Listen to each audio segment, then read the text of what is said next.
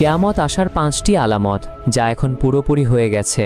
কোরআন ও সাহি হাদিসে বলা হয়েছে কিয়ামতের আগে কিছু বড় বড় নিশানি অবশ্যই প্রকাশ পাবে, আর তার মধ্যে বহু নিশানি আজ আমাদের চোখের সামনে পূরণ হয়ে গেছে। প্রথম নিশানি, ঝুটা নবীর দাবি। রাসূলুল্লাহ সাল্লাল্লাহু আলাইহি ওয়াসাল্লাম ফরমাইছেন, আমার উম্মতের মধ্যে 30 জন মিথ্যাবাদী হবে যারা বলবে যে আমি নবী, অথচ আমিই শেষ নবী। আর আজ দুনিয়ায় ডজন খানেক এমন লোক সামনে চলে এসেছে।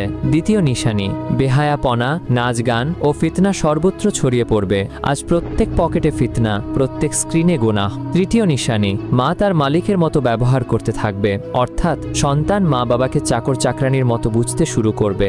চতুর্থ নিশানি, উঁচু উঁচু ইমারত তৈরিতে প্রতিযোগিতা হবে। রাসূলুল্লাহ সাল্লাল্লাহু আলাইহি ওয়াসাল্লাম ফরমাইছেন, নাঙাপা রাখালরা একে অপরের চেয়ে উঁচু ইমারত বানানোর প্রতিযোগিতায় নামবে। পঞ্চম নিশানি, সূর্য পশ্চিম দিক থেকে উঠবে। এই আলামত এখনো পূরণ হয়নি, কিন্তু যেদিন এটা ঘটবে সেদিন তওবার দরজা চিরতরে বন্ধ হয়ে যাবে। তওবার সময় আজই, কাল হয়তো দেরি হয়ে যাবে। তাই লেখো আস্তাগফিরুল্লাহ।